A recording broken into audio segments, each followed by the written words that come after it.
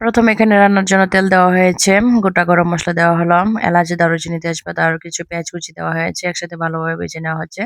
এখন আদা বাটা, পেঁয়াজ বাটা এবং রসুন বাটা পরিমাণ মতো করে দেওয়া হবে। তো আজকে খিচুড়ি রান্না করা হবে, সেজন্য কিন্তু আমার মেয়ে আমার সাথে রান্নাটা করছে। সে বায়না ধরেছে আজকে সে খিচুড়ি রান্না করবে। তার জন্য কিন্তু আমি তাকে না করিনি। আর পরিমাণ মতো করে কিন্তু লবণ দেওয়া হলো।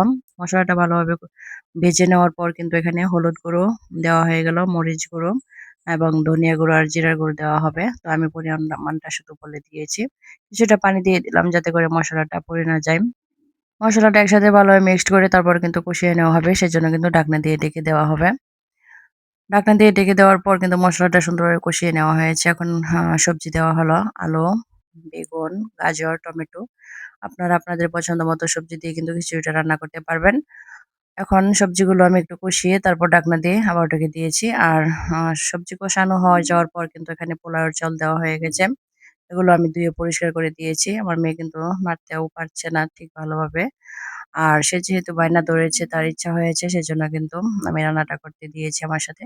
বেগুন ভাজি করে নিবে, তার জন্য কিন্তু মসলা দিয়ে ভালোভাবে মাখিয়ে নিয়েছে। চাউলগুলো একটু ভাজা, ভাজা করে তারপর কিন্তু পরিমাণ মতো করে পানি দেওয়া হবে। এখানে গরম পানি এড করছি। তো ঢাকনা দিয়ে ঢেকে দিলাম। চামচের সাহায্যে একটু নেড়ে দিব যাতে করে তলায় লেগে না যায় এবং ঢাকনা দিয়ে ঢেকে চালগুলো সিদ্ধ করে নিব। আর এখানে আমি কিছু কাঁচামরিচ দিয়ে দিলাম ঘ্রাণের জন্য।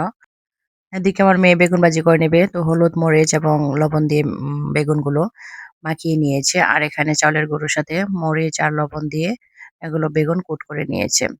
তো গুঁড়োর পরিমাণটা একটু বেশি হয়ে গেছে। চালের গুঁড়োটা একটু কম দিলে আরো বেশি ভালো হতো। সে যেহেতু ফার্স্ট করেছে, তো ভুলটা স্বাভাবিক হতেই পারে। আস্তে, আস্তে ঠিক হয়ে যাবে। যেহেতু ১ম দিন রান্না করেছে আমার সাথে শখ করে। আর এদিকে কিন্তু খিচুড়িটা প্রায় সিদ্ধ হয়ে আসছে। তো আমি তেজপাতাটা ফেলে দিব।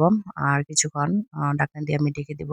আরো ভালোভাবে সিদ্ধ হয়ে যাওয়ার জন্য। আর এই পর্যায়ে কিন্তু আমি ১.৫ চা চামচ পরিমাণ ঘি দিয়ে দিলাম। ঘি দিয়ে একটু ভালোভাবে মিশিয়ে নিচ্ছি। তাতে করে সুন্দর একটা স্মেল চলে আসবে।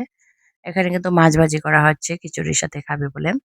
তো মাছগুলো সে হলুদ, মরিচ, লবণ দিয়ে ধনিয়ার গুঁড়ো দিয়ে একসাথে মিশিয়ে তারপর ভাজি করে নিচ্ছে। আর এদিকে হচ্ছে ডিম ভাজি করে নেওয়া হবে। পেঁয়াজ এবং কাঁচামরিচ কেটে লবণ দিয়ে ডিমগুলো মিক্সড করে নেওয়া হয়েছে।